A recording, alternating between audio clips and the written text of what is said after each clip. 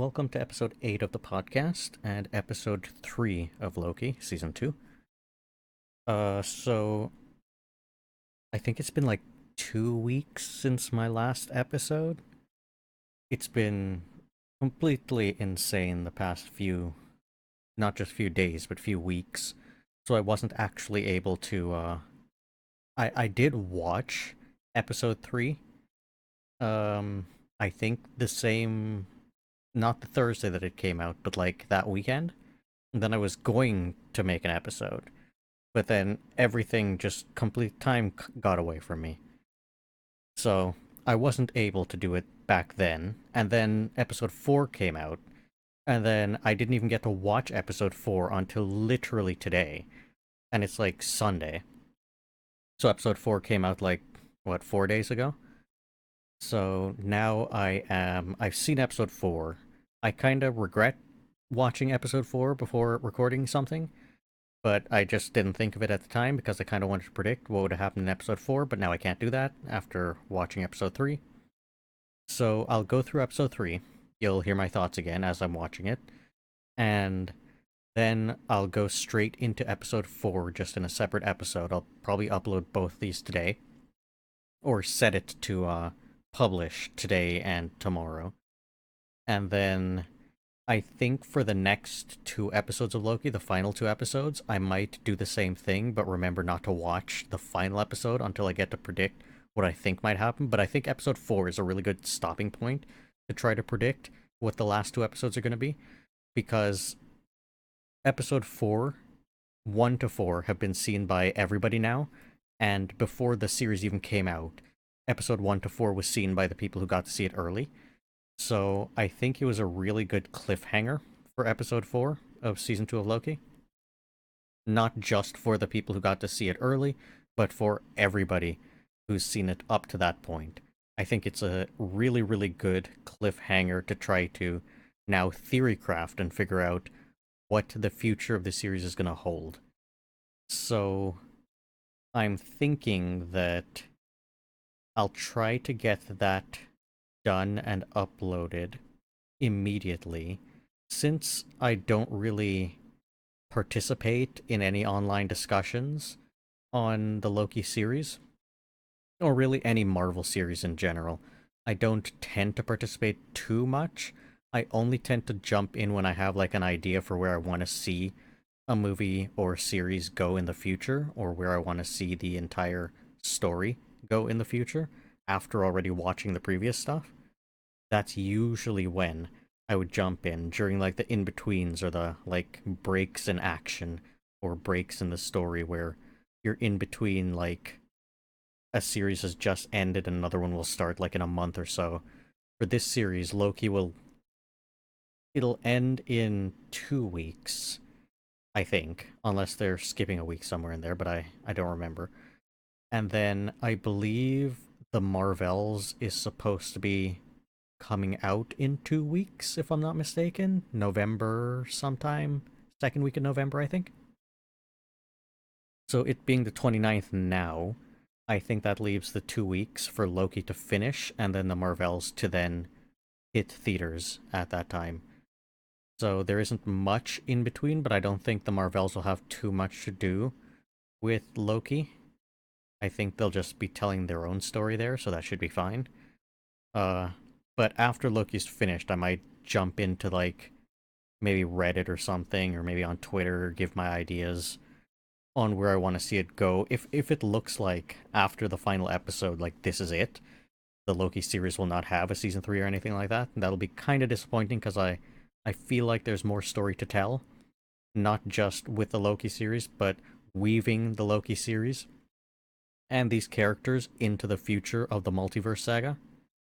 So that's kind of my thoughts. If it does end here with Loki season 2, I'm hoping that these characters are able to somehow transition into the movies, and then we get to see them there for the resolution of Kang, at least, at the very least. So I will start this episode now, and it says it's 53 minutes and 32 seconds long, and I'll be playing it at 1.23 times the speed. That kind of really doesn't matter, because I'll probably be pausing in between and giving my thoughts. So let me start it, and it starts with a recap, as always, previously on, and we're seeing that that they need He Who Remains' temporal aura to access whatever they need to access. I believe the door just shuts on them, and they can't access the loom anymore. So they need his temporal aura to open up the system again to get through there. And we get to see a flashback of both season 1 stuff and some of the season 2 stuff. Showing something very interesting. How Loki is not just fearful of He Who Remains, but the potential of that war that he says is supposed to be coming. And of course we see Sylvie just kind of hand wave that away. Well, if anybody does show up, she'll just kill them. And if you've seen this episode, you know how that goes. But I won't spoil the ending yet. I like the old-timey music that they use for the intro of the Marvel logo. Marvel Studios. That's really, really good. Absolutely brilliant. Had a huge smile on my face when I first saw that and heard that. So now we're in Chicago. Old-timey Chicago. A real long time ago. People with horses, dogs running about. Dogs are always running about. But by the time the clothes that the people have and the look of the houses and the back alley, I guess, counts as a back alley. It's clearly a long time ago. And then you get to see the date after Ravonna steps through the time portal. And it's the 1800s. 1800s? Is that how you're supposed to say it? And she's clearly in her TVA suit, which doesn't exactly match the time period. And this is the weirdest thing. I'm just gonna pause here at like 3 minutes in. This is the weirdest thing, because you have this holographic clock being, Miss Minutes, who not only is hiding in this barn, but has hopped into this point in time and is just waiting for Ravonna to show up. But it's a holographic... It's... What is it? Like, what is this thing? It's so weird what this thing...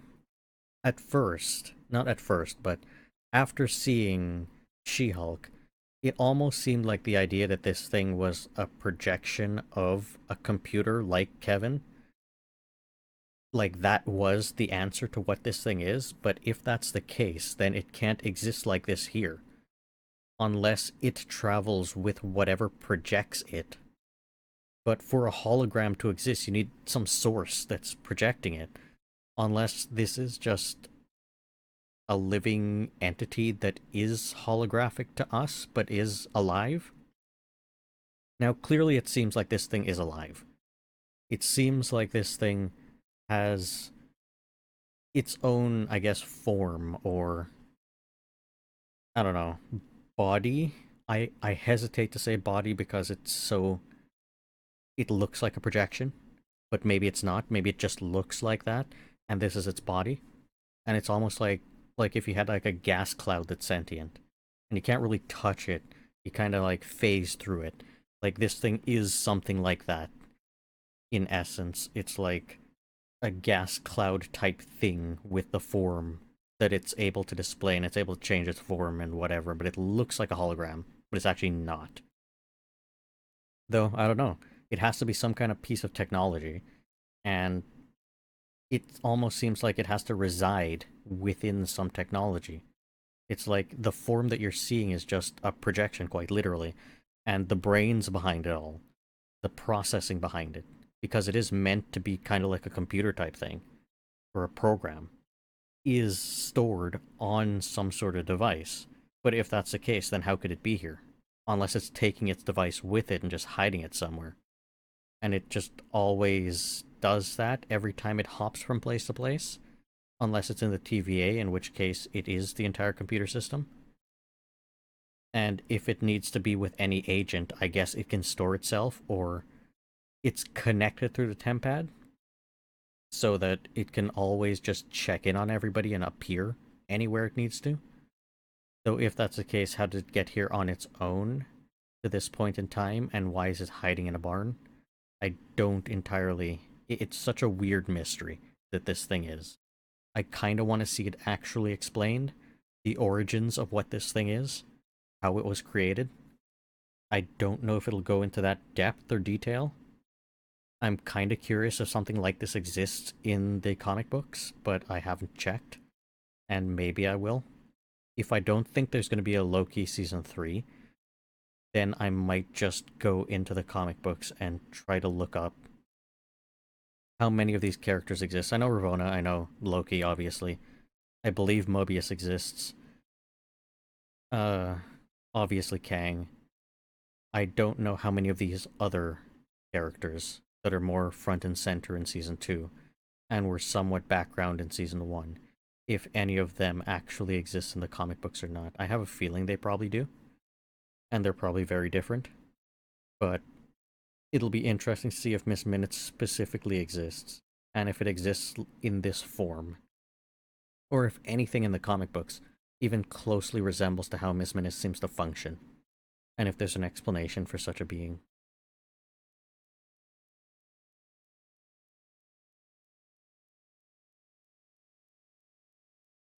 And now clearly Miss Minutes is setting something up. But according to Miss Minutes, this is Kang's setup. And Kang wants this particular package to go into that particular window. And that's it. It's kind of weird that... And now Miss Minutes is like, you know, Kang's dead. And Ravonna's like, what? I'm surprised she's not more shocked. Miss Minutes transforming into an old-timey looking clock is just absolutely brilliant. But it is weird that He Who Remains didn't have something in place to ensure that this happens. It's also interesting that He Who Remains chose, I guess, this as his replacement, this individual. I don't entirely know if he's trying to create a time loop himself, but it would make a lot of sense. And it would answer a lot of questions as to how he knows so much. And it would make my idea, that I think I've said a few times now, absolutely correct. That he's setting up a situation where his exact him will show up again in that seat at the end of time, in that throne. And he's created this time loop for himself to always end up back there. But at the same time, he's able to change things and make slight variations to see what happens, I guess, either out of boredom or out of wanting to escape this thing he set up for himself. And if he's done it this way, and properly created a time loop for himself, then he will always ensure that a series of events occurs so that one of his variants, the one that needs to become him, will end up becoming him, and end up becoming He Who Remains at the end of time. And all he has to do is record everything that happens so that when that being gets there, they'll know everything that's supposed to happen, and then they'll be able to make changes based on all the previous runs of this experiment that he's done, and ensure that something different or new happens. And then maybe another Loki and Sylvie appears there again, and then up to a certain point, they will follow the script exactly until they stop following the script, and he won't know what's gonna come next. And then they do whatever they do, and either it all repeats again, or he's free, and he's managed to escape. So I'm wondering if he has actually set something like that up. But either way, Ravonna puts the plan into motion, and delivers the TVA guidebook. And then, who we find out later, Victor Timely, is the one who picks it up.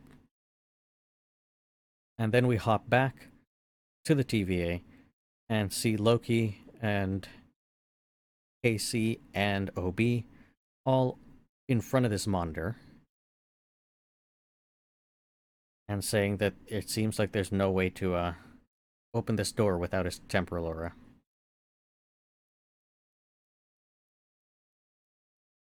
Now, him walking over to like this old-timey looking entire wall of computer and just casually like flipping like 5 switches in a row. It's just brilliant. I say that a lot. It is brilliant. I just love the dynamic between all of them.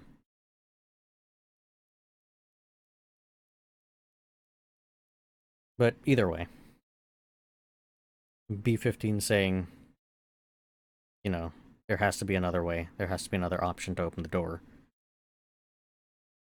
They need to figure out how to make the loom work for multiple realities, multiple timelines. To me, it almost seems like Kang did this intentionally. He restricted the loom, if a loom had already existed, to ensure that it couldn't handle multiple universes, multiple timelines existing.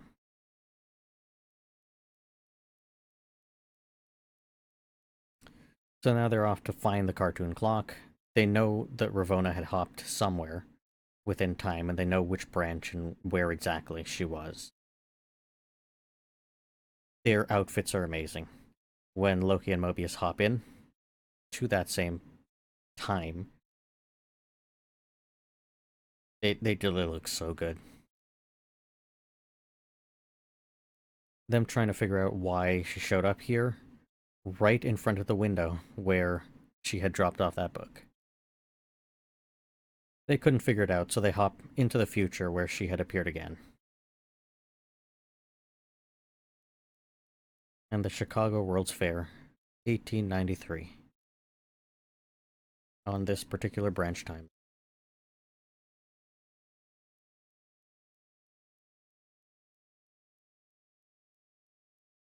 Now, obviously Kang set all of this up. But it's weird that... I shouldn't ruin this too much, but it's kind of weird that he trusts Miss Minutes. But either way. I had wanted to look this up, but I completely forgot to. When we see the archway, and you see all the flags or the shields with flag representations of each country, I noticed that Canada isn't one of them, and I'm wondering if that's a thing, if Canada was never part of this World's Fair. Or maybe if it was. I don't know. And it's just a shield lower down that you can't see.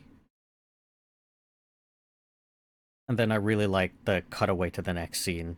The zoom in type thing. That was nice. And of course, them looking around everywhere and hitting up the food. Eating the delicious foods. I take a more slow, deliberate, cerebral approach.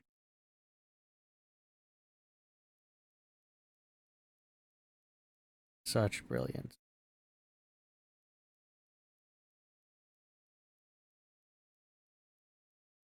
And then Loki in front of the carvings, the wood pillars of Odin, Thor. That does look like Odin. And then Balder, which we haven't actually seen, I don't think, in the entire Marvel series. Unless I'm wrong. Thor isn't that tall. Unless I'm wrong, and we have seen that character in the background or part of Thor's group of people. I don't actually know. And then let me pause here at 10 minutes and 38 seconds in, because we get to see this cool sign. Beer Hall, German Village, showcase tonight. What does this say? I can't even read that. That script is wild. German military band. Then introducing the greatest invention, Victor Timely's astounding temporal marvels. I'm wondering how he managed to get this big an area on this sign. But obviously for what it's worth, because he's like the main guy, it needs to be that right in the middle. Big letters, I think, bigger than all the other ones. So I guess there doesn't really need to be an in-universe explanation. I don't know if any of the fine print or the stuff is alluding to or anything interesting. Now Ravonna is in time period costume. Miss Minutes is in the bag. It's weird. It's so weird. It's so weird. Miss Minutes being in the bag and wanting to be let out. It's a holographic thing, isn't it? Can't it just phase through out the bag? Unless it is like a gaseous being. And it can't phase like that. I guess we really haven't seen it phase through any objects. Just kind of pop into existence, almost. And the curtains open.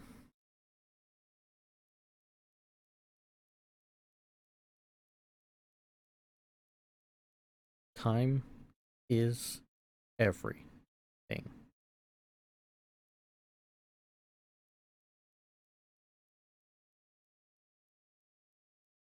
Very interesting character.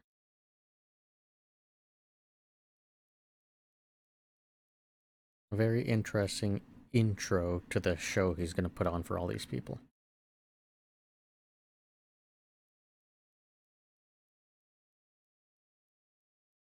Very captivating at the time. And now Loki's freaking out. Because it looks exactly like him.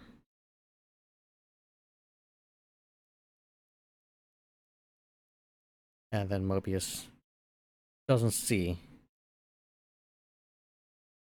how terrifying he is. Obviously he wouldn't. This is a different individual. And on top of that, he didn't look that threatening or evil or anything when they had met him at the end of time. It's just what he was capable of and what he had done is really, you know, the fear that you could see in Loki's face.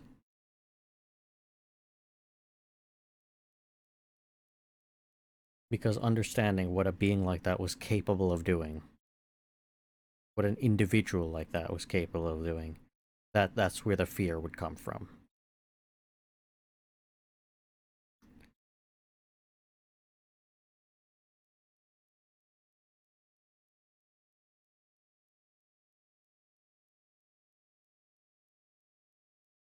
Now, he has built something that looks like the loom.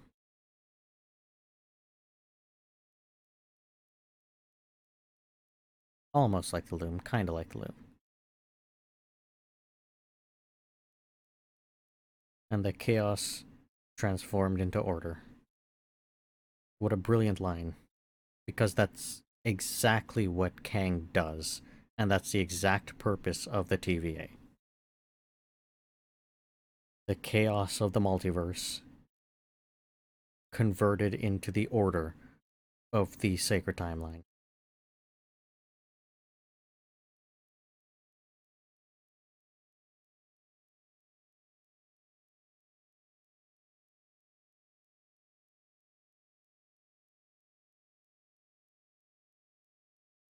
And it is interesting that this variant of Kang, even though he's from a very long time ago, sending him the TVA handbook, even before sending him the TVA handbook, it seemed like he was already incredibly smart and a genius. But then the fact that he was able to take the TVA handbook and learn from it and understand it is absolutely incredible. So it seems no matter what variant of him exists, or wherever they exist, they're all incredibly smart. Now, if there's infinite possibility, clearly there's going to be some of them that aren't.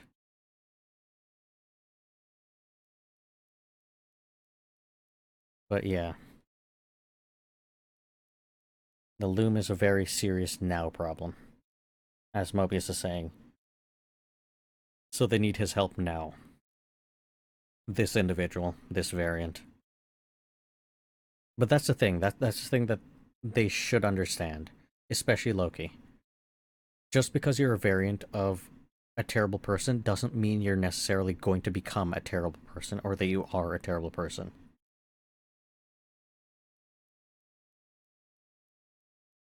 So, this particular individual doesn't necessarily need to turn out to be a villain.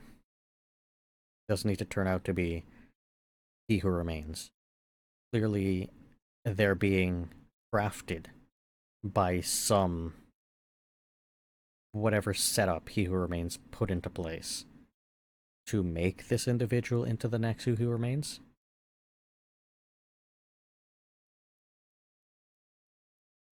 In all likelihood, I shouldn't say it that way, but I'm thinking if he who remains, wherever he originally came from,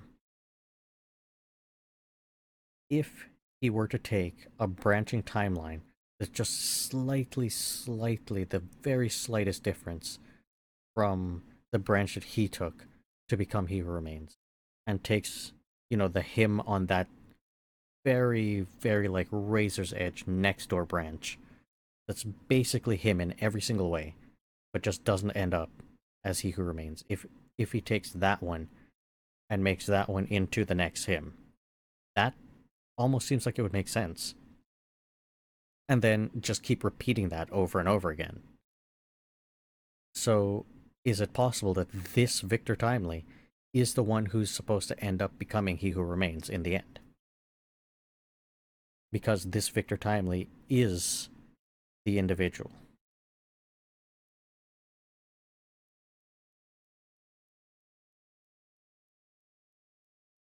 Now, clearly, Victor Timely here scammed that poor individual. With our help, he'll be all who he's meant to become. I'm wondering if Miss Minutes has done this before. If Miss Minutes is so old and ancient that she was from the very first He Who Remains. And again, some more of Loki's powers. Disappearing a guy from there and appearing him somewhere else. Into the pig cage.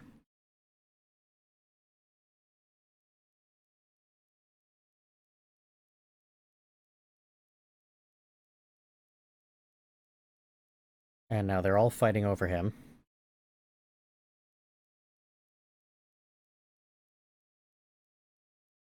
And the trousers don't work. You look taller to me. Prototype.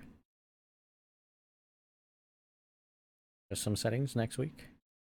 Clearly scamming everybody.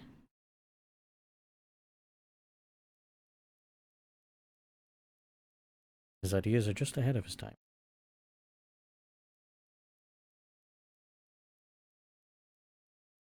The crude technology of this time to catch up. Now it's clear that he's right. And it's also clear that he's probably scamming people to get money. I think he says that later on. But he's pulling some of these scams or whatever he might want to call it. Whatever anybody might want to call this. In order to raise enough money to do the things that he actually wants to do.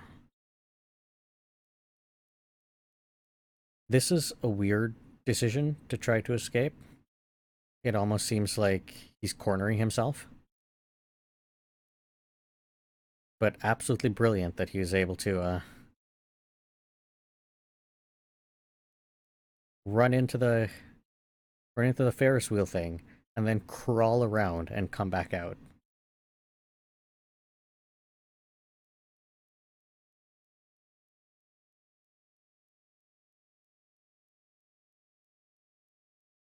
I'm wondering who's done something like that before. Though, because this is a World's Fair, the first World's Fair, I think. And now enter Sylvie.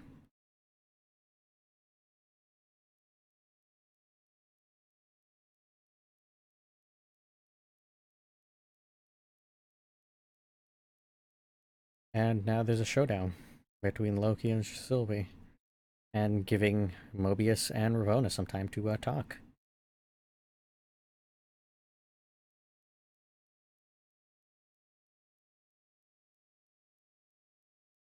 And it's like Ravonna just doesn't care anymore. She's just doing her own thing.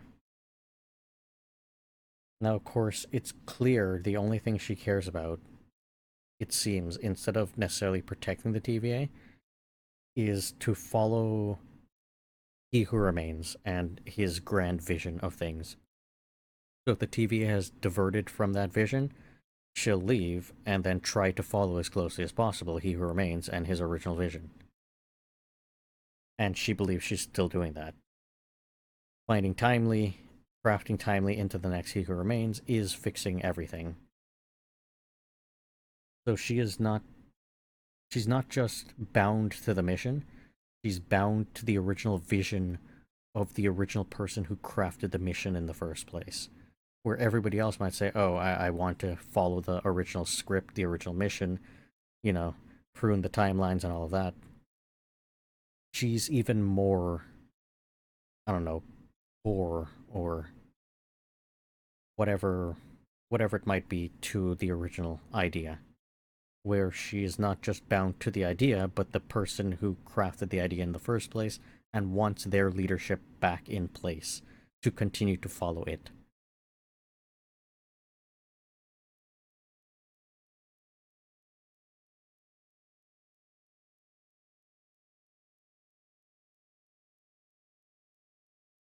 And then Loki desperately trying to reason with Sylvie. And this is extremely important for him to say exactly what's happening. You know, the loom, if it breaks, the timelines all go away.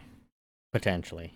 We don't actually know if that's necessarily true. If the loom breaks, that all happens. I'm just assuming, and everybody's just assuming. I don't know if anybody actually knows what happens if the loom were to break. Obviously, the TVA might be destroyed, but if that matters, I don't know if it does.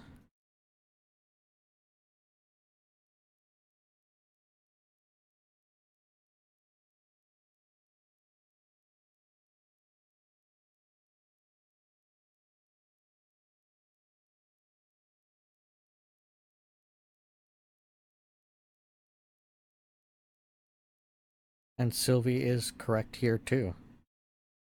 He has been weaponized. He has been set on a path that he wasn't meant for.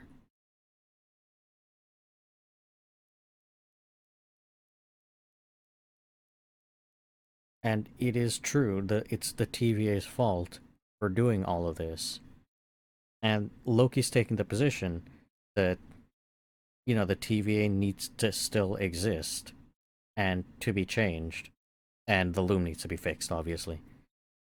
And Sylvie's taking the position that the TVA has caused all this pain and suffering and destruction, and it continues to do so.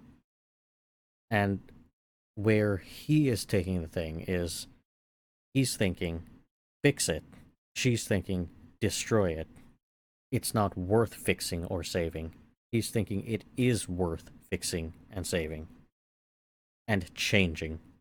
And of course, she's taking the position that now that Timely's future and his, I guess, timeline that he was supposed to be on has been altered because of TVA interference, he cannot be trusted anymore, and they cannot let him continue along that path, or else he'll become another He Who Remains.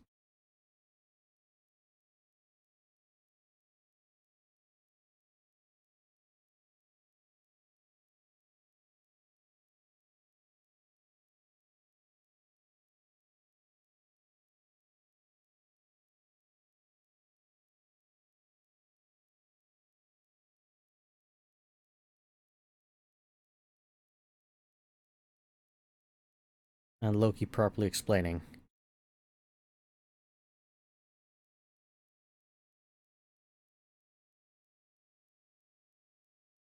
and her saying she can't let him live.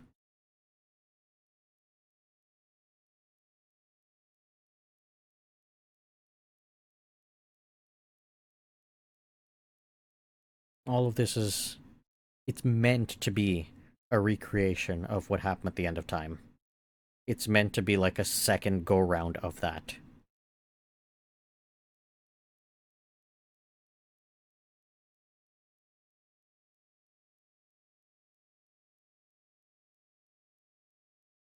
And this time it's almost like, with that second go round of that, we get to see what would happen if Loki ended up succeeding, in a sense.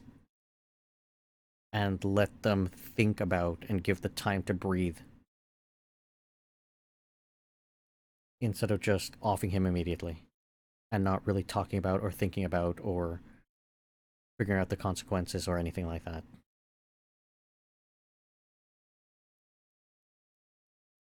And Loki and Mobius on a bike made for two. And Timely and Ravonna almost flirting. Very much so.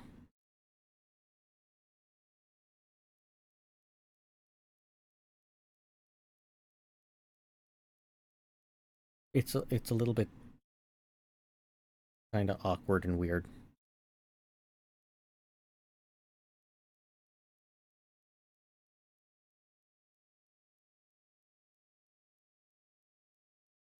Apparition.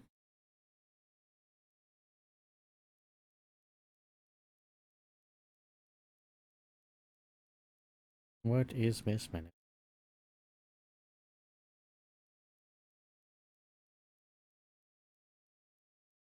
Unless it is a physical thing, and its technology and all of that is within it. Might be.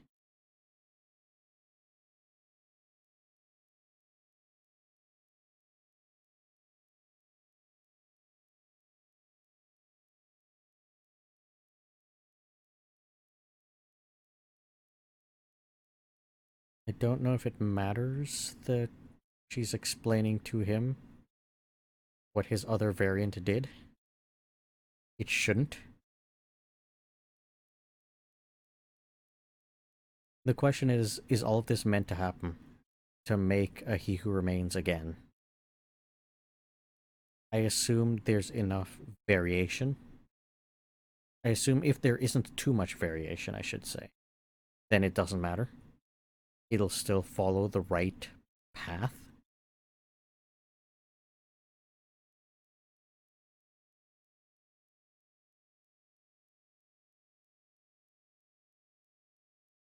Minutes ain't happy.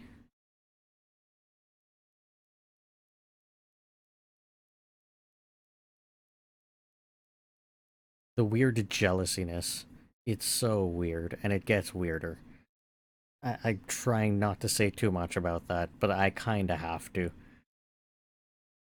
It's such a weird thing that Miss Minutes can technically physically interact with things, because you see it when she turns into the giant ghost looking thing, and she is able to interact with the flags that are hung across the pathway there. But then she's like, oh, I yearn for a physical body that I could interact with people with. Like, you technically have that. Sure, it's all holographic looking, but you are physically able to interact with things. So you do technically, physically have a body there. And you can change its shape. You don't have to look like a clock. You could probably morph it into a human-looking shape if you wanted.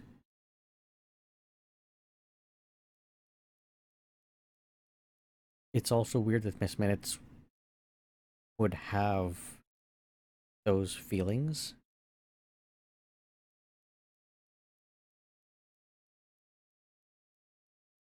And if the left-right is correct, and I am correct, right now when Ravona is talking at 30 minutes in, and she's standing there, she is holding her ring finger, the finger that you would put a wedding ring on, if I'm correct. She is playing right now with that finger.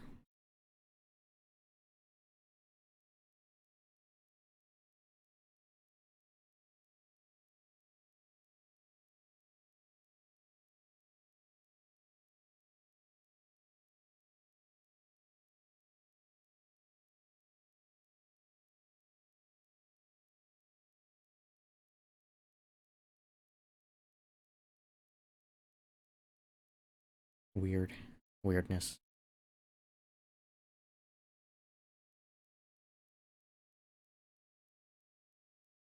They probably should have taken a time door. And chucks it out the window. Chucks her out the window. He doesn't actually chuck her. It would have been funny.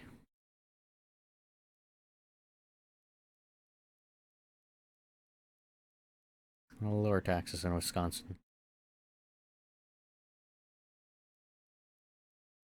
It's weird that they're after him directly instead of searching through his place to try to find anything.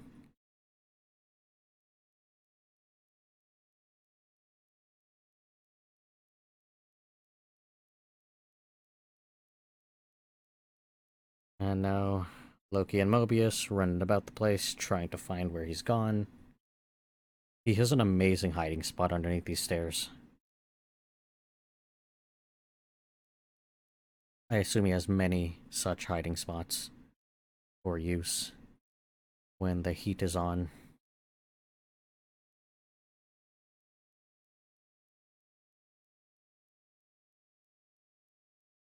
I wonder if he had just gone back to his place and grabbed a trunk of stuff to bring with him, because he clearly didn't have that when they were hiding in that little under the stairs place.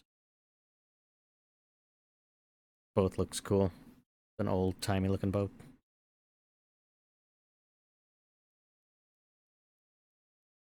Miss Min is just sitting on the railing, enjoying the night breeze.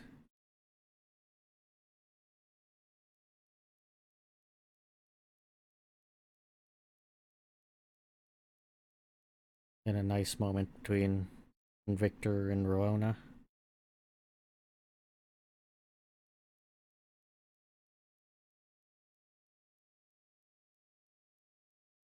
It does seem like he has written notes over the manual and on the manual.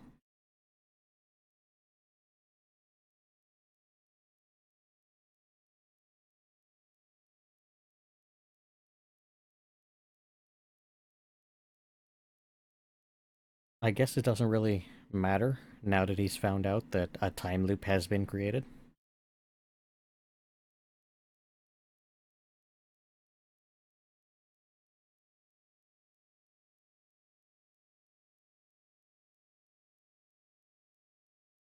I wonder if he's thought enough about this to realize that his alternate self is setting him up. And the fact that Ouroboros' picture is in there.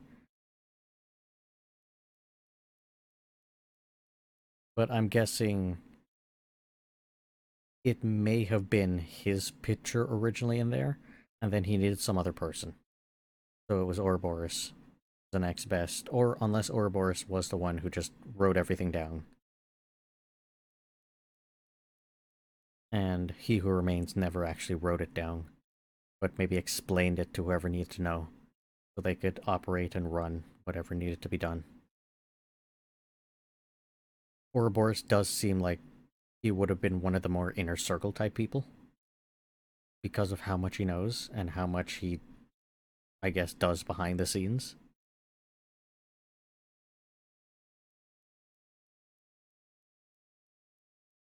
Creating a flower out of paper, giving her that flower. Finger on hand.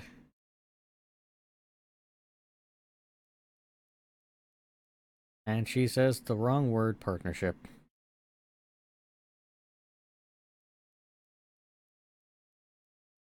And finger off of hand, and Miss Minutes is smiling again. Of course, the weird jealousy. And then away you go, Ravonna.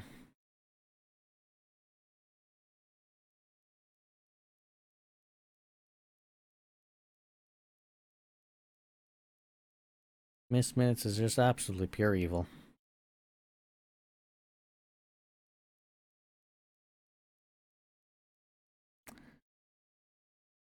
And now she just has to, I guess, row behind the other boat and try to catch up.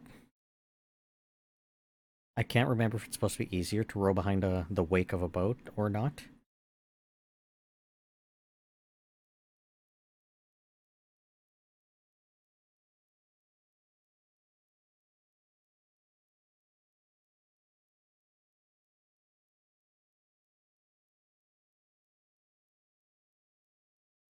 It's really interesting in this scene where you get to see his, what looks like one of his many workshops. He probably has workshops all over the place, who knows? Seeing that there's so many clocks up on the wall, I think they all have the exact same time on them, if I'm not mistaken. And then seeing the scribblings on the blackboard. I can't tell what some of these equations are, but some of them look like just random basic equations that you would find just online by googling math equations, and they're all just sprawled about. But I know some shows and movies like to find the actual equations for whatever it's supposed to be referencing and throw those up. I can't quite tell if they've done that with this or they've just put in a whole bunch of random ones. Graphs there, what looks like a donut with lines through it. It looks like a magnetic field for a coil. Can't tell if there's anything else important on there.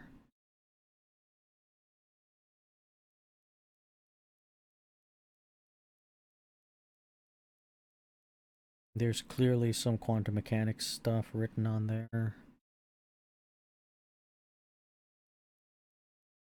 Some of this stuff. I recognize one of those. It almost looks like a gravity equation. Like a relativity or something.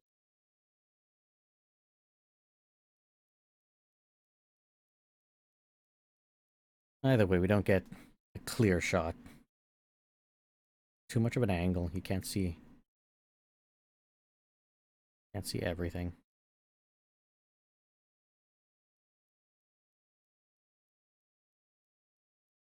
He picks up this object. It almost looks like his time ship thing. Like this orb shape that his time ship had in Quantumania. This almost looks like that.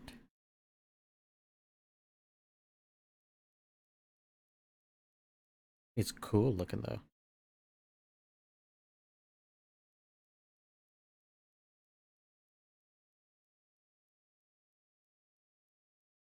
Miss Minutes weirdly admiring him.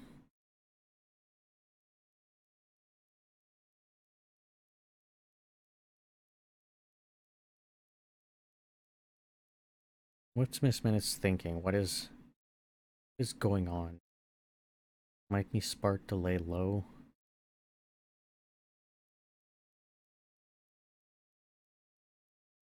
If Miss Minutes has been there since the very beginning. Oh, this is weird. Oh, it's gotten awkward. You like Ravonna better than me.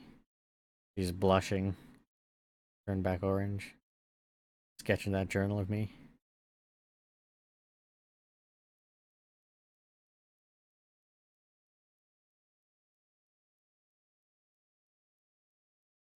A simple AI just to play chess with.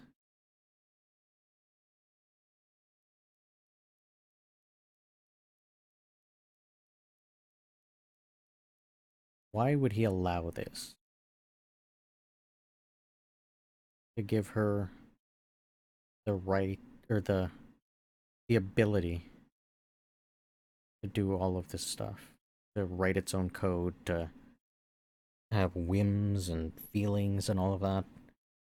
It's kind of weird that he's like, okay, sure, you can just do whatever you want. You'll just exist and have all of this and be with me from the very beginning. Like, if anything, this thing is somewhat of the biggest threat that you have against you, unless he's written into the code that it has to be loyal, no matter what.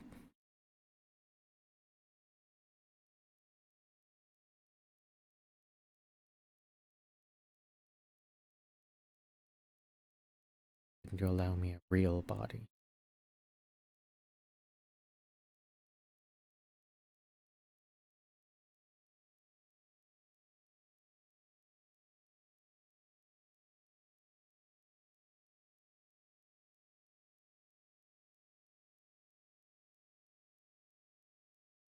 There's anger behind that.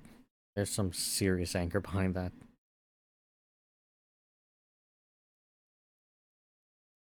The whole your girl thing, and then morphing itself into the face on that dummy, and the glitching and stuff.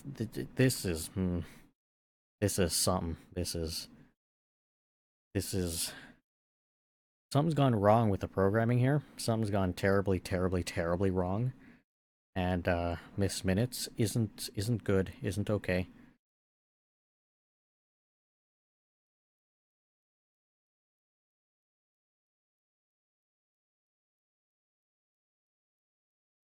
Wow. That entire sequence was wow. A lot.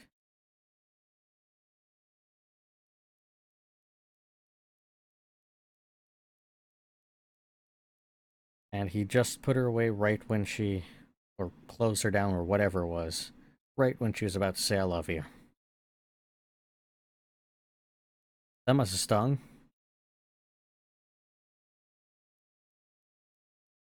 And of course, Ravona's pissed.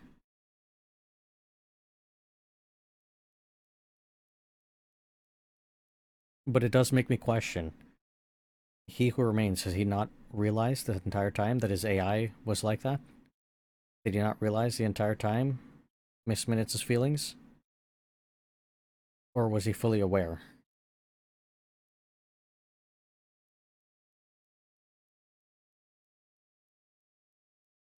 Now, Loki and Mobius should be able to call this bluff. There's no way Ravonna will destroy this individual. Ever. That was never going to happen. She can bluff all she wants. She's not going to do it.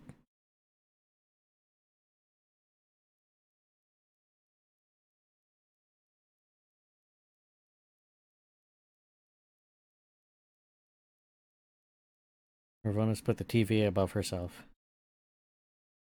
The cost of her own happiness. And her humanity. It's a weird statement that she's making now. Because it's clear that no matter what, she would have done probably the exact same thing if given the choice again. I'm thinking that's the type of character she is.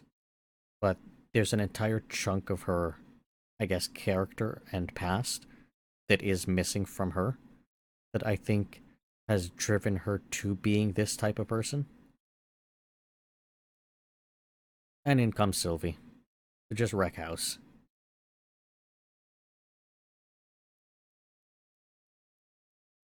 What an amazing entrance. Just blast everything away.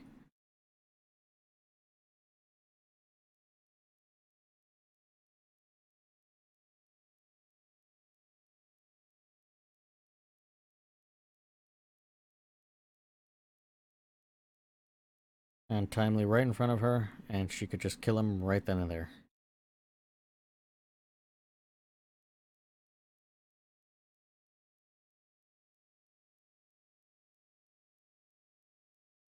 And here's the thing again. Him saying he hasn't done anything. And her saying, but you will. And remember, back just one episode ago, when Loki shows up and he's saying that, Sylvie will be in the TVA and he needs to know why. And she's like, that sounds very deterministic. That sounds like the future's written, and it's not. She's basically doing the exact same thing to Victor.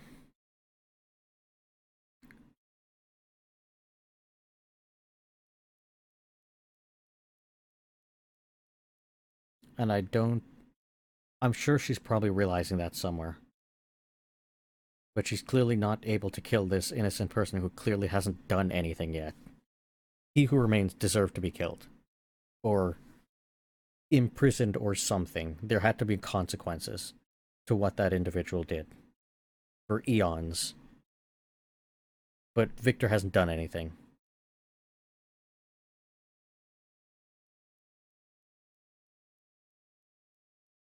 And now, of course, a showdown between Ravonna and Sylvie. It's interesting that Mobius kind of lingered there a little bit, because he's almost like, should I do something? And then he made the decision just not to.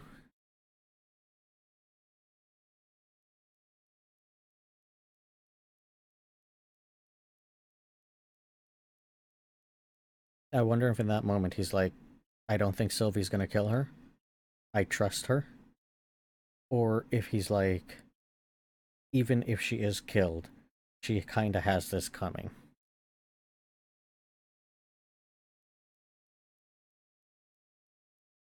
And then this is Sparta kick. Ravonna right into the end place. The end palace. That looks all decayed and broken now. Pieces of it falling down. Which I do find kind of weird. It I don't think it should be like this. It almost seems like it's in a place where it should be preserved and protected. I don't see how it could become in this state of decay unless it needed protection from, I don't know, time or something. And while he's alive, he's able to upkeep it.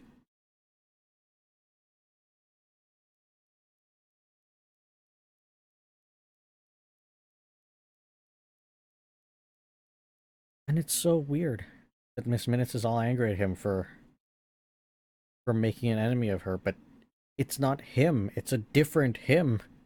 It's a completely different guy. It's like she's mad at He Who Remains. And this guy isn't He Who Remains. This guy's Victor Timely. This is a different guy altogether. Maybe one day he'll become the next He Who Remains. But as for now, he's just a completely different person.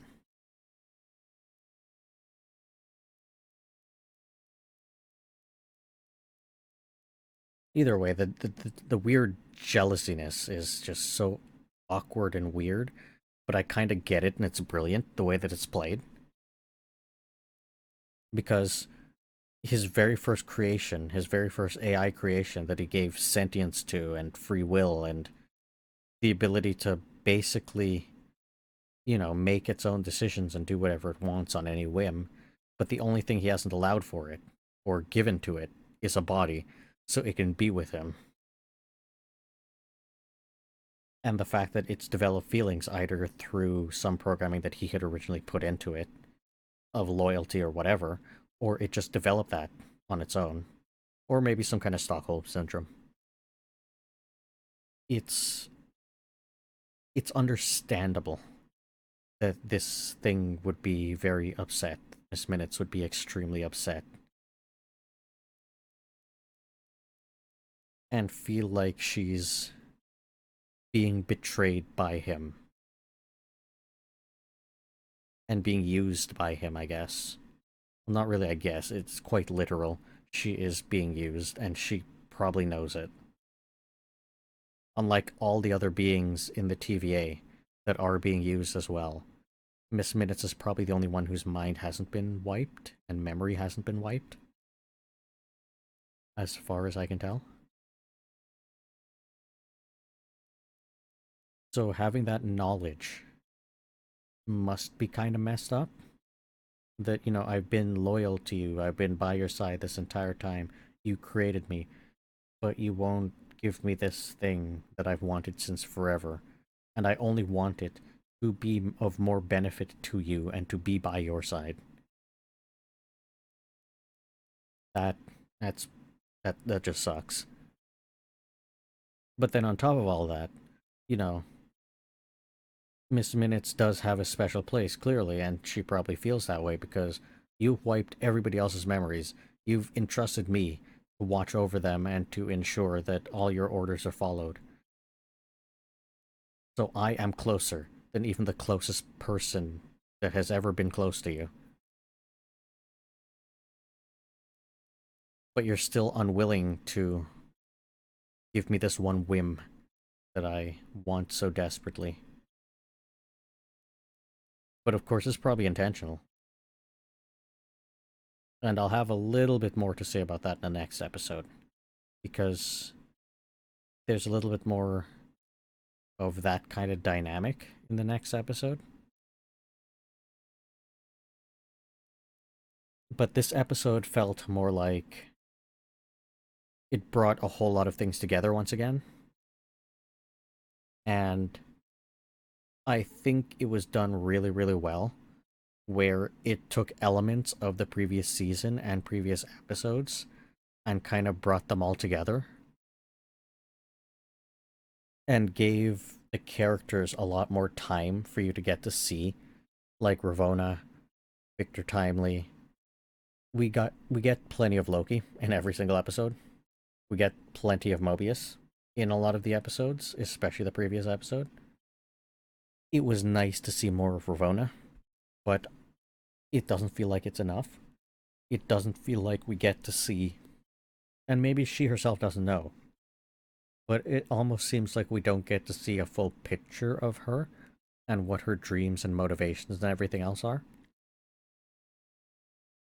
She's clearly motivated by He Who Remains and wanting to serve that individual. And she seems like she truly believes in the vision that He Who Remains had. And that's what she wants to follow. She doesn't want to follow the remnants of his vision. She wants to only. It almost seems like she wants to only be a part of the TVA if he is at the helm or at the top of everything. If there's nobody there, there's no point in continuing. Unless I'm wrong about that. And she would have gladly continued like all the rest of them if Miss Minutes hadn't stepped in and was like, oh, well, there's this special important mission for you from the guy above himself. I'm wondering if that never happened, she would have just continued marching to the beat of the information that she had at the time, like everybody else has been doing. Well, not everybody else, but some factions of the TVA have been doing. Like business as usual, continue pruning timelines, all of that. Or if she would have done something different. But clearly she knows right from wrong. She clearly knows that, she's been doing all these terrible, terrible things. And she's conscious of it. But she's been doing it for the greater good, for this individual, for this mission, for this thing that she believes in, and that was given down to her and the rest of them by whoever it may be. And the fact that just because the Time Lords or the Timekeepers, the three of them were fake, doesn't matter. Whoever was at the top, whoever gave down these directives, she believes and follows them. That's what her whole everything is based on. And it almost seems like she's forced herself into this position because she knows all the terrible things she has done, and she's fully aware of that. And she had more knowledge and awareness of what was actually going on than I think other people had, than probably almost any other TVA agent had. She had a lot more knowledge and awareness of what was actually happening and what they were actually doing and how terrible it might have actually been. But like a soldier, she's completely convinced in this mission and what it all means. And she truly believes that the person at the top, whoever it might be, whether it's one person, multiple people, doesn't matter, that they're right and that they're just and that everything she's doing is a directive of theirs and therefore is good and right and just. I think that is how, in her mind, it has been, even though it's clearly been eating away at her, and it probably changed her into a very different person than she used to be. But the question is, where, who was she originally? Where did she start originally? How did He Who Remains even find her in the first place? And then what happened between the two of them? And how did they become who they became when they decided to build a TVA and build out that place at the end of time? And then a little bit of spoilers for the next episode. But I had said this in a previous episode. You know, why were all of their minds wiped? What happened? Especially if she was by his side that entire time. What happened to cause him to decide, yeah, wipe all their minds, including hers? Make them all forget me. There was something behind that. And I'll speak more about that in the next episode, but I will end this one here.